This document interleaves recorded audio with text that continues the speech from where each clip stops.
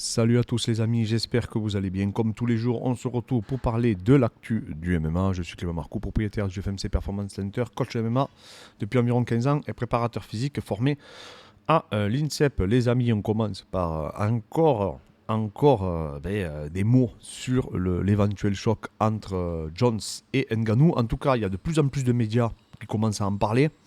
Apparemment, qu'en coulisses, ça serait quasiment signé.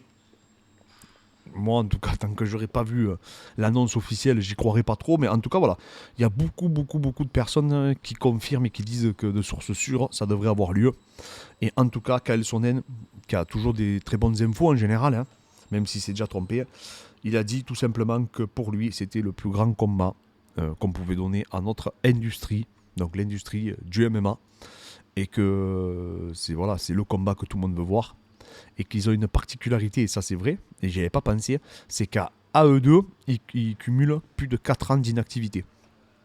Donc Francis revient de blessure, et Jones, lui, revient d'inactivité parce qu'il préparait sa montée en poids lourd, et du coup il n'avait plus de prétendants, il voulait plus rester dans sa catégorie initiale, qui je rappelle était les moins de 93 kilos. Donc j'espère que ce combat va avoir lieu. Dites-moi ce que vous en pensez, on en a déjà discuté à plusieurs reprises, mais effectivement, là, on a l'air de s'en rapprocher, parce que je vous dis, ça commence à en parler. Il prend l'exemple, il dit que contre Curtis Blade, ça a été tué dans l'œuf, contre Stipe Jones, ça a été tué dans l'œuf immédiatement, alors que là, ben, on laisse espérer, et surtout, en tout cas, on suppose que que ça devrait avoir lieu. En tout cas, je vois que ce combat en poids lourd actuellement pouvoir vraiment vendre.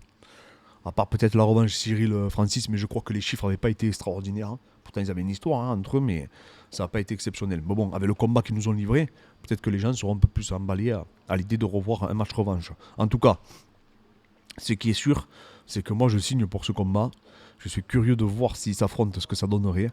Et curieux de voir si Jones peut s'emparer. En plus, on a fait une vidéo qui est sortie hier sur lui, l'homme de tous les records. Est-ce que Francis a les capacités? Bon, je pense qu'il a les capacités de le déconnecter, mais après, bon, après Jones, il est intelligent, c'est un génie, hein.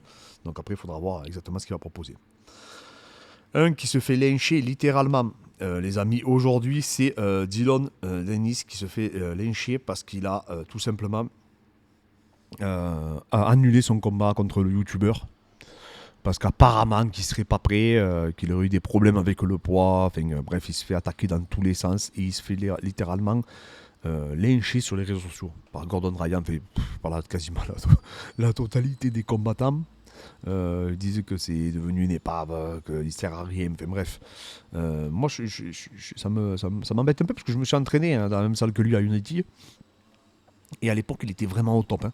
Donc, de voir quand même un mec plus ou moins descendre et couler comme ça fait. Il avait tout, hein, ce mec. Hein. Sparring à Connor, donc il avait la visibilité. En plus, au Bellator, il restait sur des victoires. Franchement, le Bellator le mettait bien.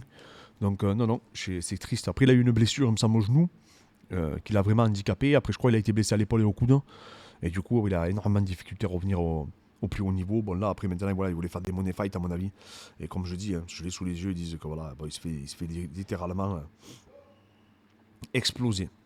Autre chose, alors là, ça me parle, ça va parler aux anciens, aux anciens fans de MMA qui ont connu l'époque du Pride, etc. C'est Phil Baroni. Une triste nouvelle, les amis. Phil Baroni qui a été arrêté pour meurtre. Du coup, apparemment, il est soupçonné d'avoir tué sa petite amie. Et il a été arrêté au Mexique, les amis. Donc vraiment, un combattant, c'est un combattant, il était impressionnant. Une grosse lutte, très très fort en boxe, vraiment un monstre. C'était l'équipe à Mark Coleman.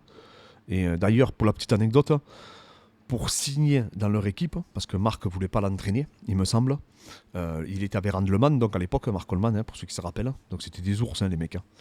Et du coup, en fait, ce qui se passait, c'est que lui, il voulait pas le récupérer avec lui. Et du coup, Phil Baroni dormait carrément, d'après la légende, devant leur chambre d'hôtel au Japon, pour essayer vraiment de le convaincre. Et après, du coup, Mark Coleman l'a pris sous son aile, l'a fait combattre au Japon. Et après, derrière, il a quand même performé. Il a quand même battu des mecs sacrément solides, Phil Baroni. Et c'est assez triste de le voir finir comme ça. Alors, eux, c'était vraiment. C'était le Pride à l'époque. Hein, ils étaient partisans vraiment des produits S. Donc, je pense que ça avait vraiment ça un impact majeur sur la psychologie des athlètes. Hein. Ça extrapole toutes les émotions. Ça les multiplie, hein, c'est un amplificateur, hein, tout simplement. Et du coup, ben voilà, c'est triste. C'est triste. J'avais pas suivi cette affaire. Je sais qu'il avait eu des déboires, mais je savais pas que c'était aussi grave que ça.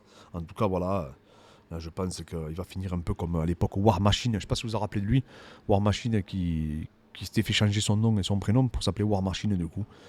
Et qui était un combattant qui avait fait des films X et tout, qui avait un peu, qui passait à l'époque dans tous les médias, etc. Et qui me semble a pris prison à vie, je crois. Et donc voilà, donc c'est vrai que c'est triste, hein, de voir ça, parce qu'il avait frappé sa petite amie. Donc voilà, c'est vrai que c'est quand même vraiment triste de voir ça. Là, ben, aujourd'hui, maintenant, c'est Dana White, hein. Dana White, là, il commence à avoir des associations, tout commence à l'attaquer. Il y a beaucoup, beaucoup de personnes, beaucoup d'ennemis qui étaient cachés dans l'ombre, qui commencent à essayer mais du coup, de le déstabiliser. Après, il y en a qui l'ont dit dans les commentaires, hein, il ne faut pas sous-estimer la LBGT, il ne faut pas sous-estimer les féministes, etc. Si eux s'emparent de ce dossier-là, je vous garantis qu'il peut passer un très très mauvais quart d'heure, Dana White.